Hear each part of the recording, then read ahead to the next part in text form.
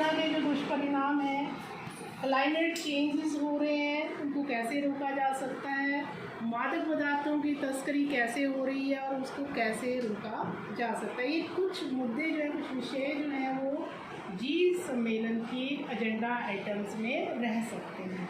तो इन्हीं मुद्दों पर हम सबसे पहला जो है वो लेते हैं रूस और यूक्रेन की जंग। G20 की एक मुहिम है, ये मतलब काफ़ी अच्छी मुहिम है। जैसे किसी देश पे आर्थिक संकट आता है तो मतलब सभी देश मिलकर उस समस्या का समाधान निकाल सकें। तो ये जो G20 की एक मुहिम चलाई जा रही है, ये सबसे पहले एक बहुत अच्छी मुहिम है। ठीक है, इसके बाद हम जैसे मुझे टॉपिक दिया गया है यूक्रेन और रूस की जंग। ठीक है, तो जैसे आप सभी को पता है, अगर किन्हीं भी दो देशों के बीच में युद्ध होता है तो मतलब वहाँ पर क्या क्या उसका असर पड़ता है। सबसे पहले तो वहाँ की भूमि वो पर असर पड़ेगा। अगर वहाँ पे जहाँ फसलें अच्छी हो रही हैं तो फसलें वहाँ बिल्कुल नहीं होंगी। जहाँ मतलब यूक्रेन में गेहूँ वगैरह की प्रोडक्शन यहाँ मतलब सबसे ज़्यादा होती थी तो वो नहीं हो पाएगा वहाँ पे, मतलब फसलें वगैरह नहीं हो पाएंगी। दूसरा है वहाँ की एजुकेशन पर फ़र्क पड़ेगा। अगर युद्ध चला है तो वहाँ के बच्चों की एजुकेशन पर भी फ़र्क पड़ रहा है इससे। ठीक है, और इसके बाद जैसे हम आ जाते हैं क्लाइमेट चेंजेस पर। अगर दो देशों के बीच, तीन देशों के बीच में युद्ध चला है तो ऑब्वियसली कि टेम्परेचर वहाँ का बढ़ जाएगा, तो इस वजह से भी समस्या उत्पन्न हो सकती है। तो मैं इसमें सबसे बड़ी समस्या जिसके ऊपर मैं बोलना चाहता हूँ वह महंगाई की समस्या।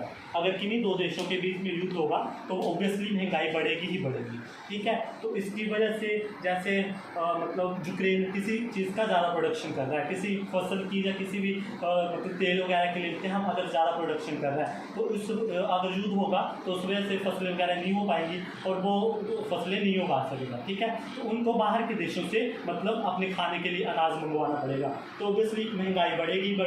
वहाँ के लोगों को कुछ भी अगर खाने का सामान खरीदना हो पक्ष में भी होगी। जैसे कि हमारा भारत देश है, ये नहीं चाहता है कि ये जंग हो, ये युद्ध हो, लेकिन ऐसी कई कंट्रीज है जैसे कि अमेरिका है, वो सपोर्ट कर रहा है इसको, क्योंकि उसका अपना एक व्यक्तिगत स्वार्थ भी इसमें हो सकता है। तो उसमें महंगाई भी इंक्रीज़ होगी, तो महंगाई जो इंक्रीज़ हुई है तो उसके कारण की पहले है कि युद्ध उसका मेन वजह है, इस पर चर्चा करनी चाहिए।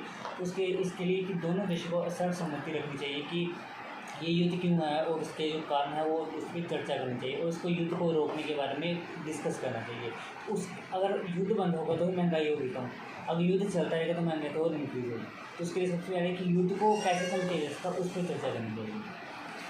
सक्षम, क्या आप इस बात पे प्रकाश डाल सकते हैं कि युद्ध को कैसे रोका जा सकता है? कोई ऐसा कुछ विचार हो युद्ध रोकने के? क्योंकि युद्ध किसी भी बिठाना चाहिए ताकि वो आपस में बात करें और बातचीत से युद्ध को ज़्यादा से जल्दी ख़त्म किया जा सके।